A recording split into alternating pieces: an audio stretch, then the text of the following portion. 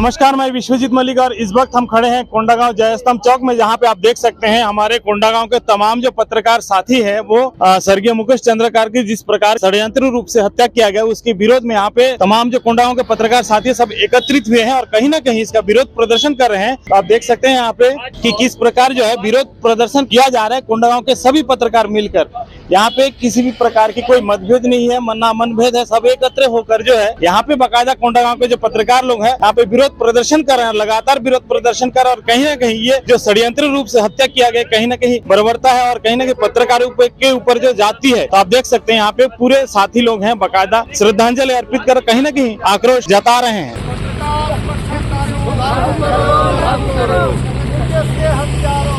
फांसी दो, फांसी दो,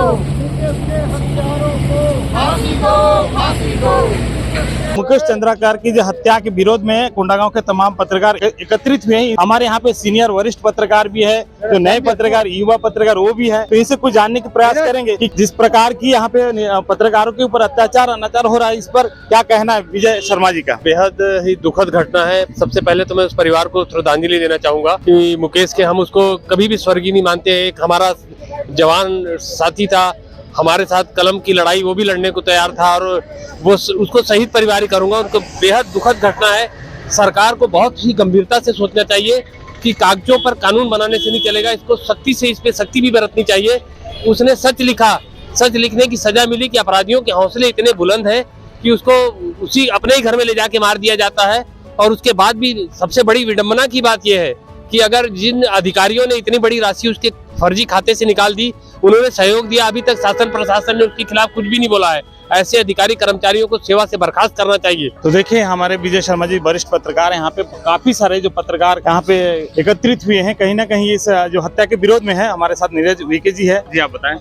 एक कलमकार का शव सेप्टिक टैंक में मिला, बहुत ही शर्मनाक है शासन के लिए भी और समाज के लिए भी। उसने सच को उजागर किया था, उसकी सजा मौत से मिली सेप्टिक टैंक में उसका बॉडी मिलना, ये हम सबके दुखद है। और आखिर ऐसा क्या कारण है कि लोग इतने निर्भीक होकर एक पत्रकार की हत्या कर रहे हैं? डर क्यों नहीं है?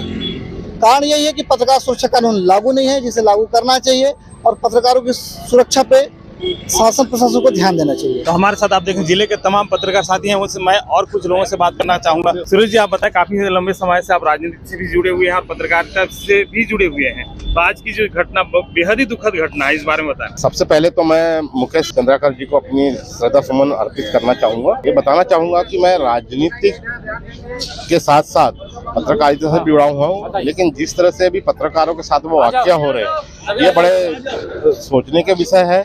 पत्रकारों को एकजुट होने की आवश्यकता है। अपनी सुरक्षा के लिए अपनी जिम्मेदारी लेते हुए पत्रकारिता को आगे बढ़ाना चाहिए।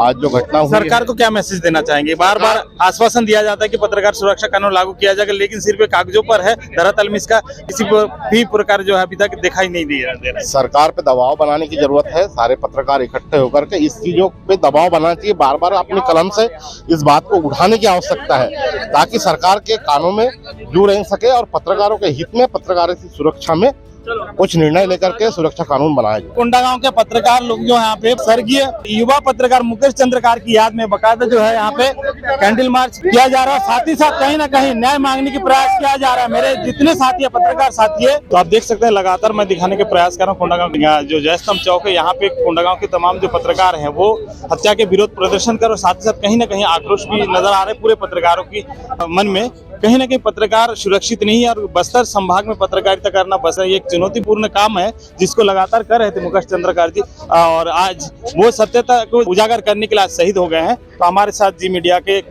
पत्रकार हैं चंपेश जोशी, इनसे बात करना चाहेंगे कि ये जो वर्तमान हत्या जो हुआ है इसके बारे में क्या कहना चाहेंगे? देखिए, आज एक पत्रकार की हत्या नहीं, सभी की हत्या हो गई है और आज हमने अपनी कलम इस श्रद्धांजलि स्थल पर इसलिए छोड़ दिया है कि शायद सरकार हो, प्रशासन में बैठे वो तमाम अधिकारी हों, जो खबरें हम लोग दिखाते हैं वो हमारी खबरें नहीं होती, वो लोगों की खबरें होती हैं। कुछ मुद्दे ऐसे होते हैं जो जनहित से जुड़े हुए मुद्दे होते हैं। तस्वीरें कई बार अच्छी भी आती हैं तो कई बार बुरी भी आती हैं। तो इसका मतलब ये नहीं है कि पत्रकार बुरा होता है।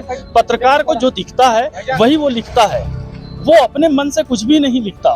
तो ऐसे में अगर पत्रकारों के साथ ऐसे घटनाएं घटित होती रहेंगी तो पत्रकार अपने आप को सुरक्षित महसूस नहीं करेगा और इस जगत से जो है अच्छी पत्रकारिता, सच्ची पत्रकारिता कहीं ना कहीं वो देखने को, सुनने को, पढ़ने को अब नहीं मिलेगी।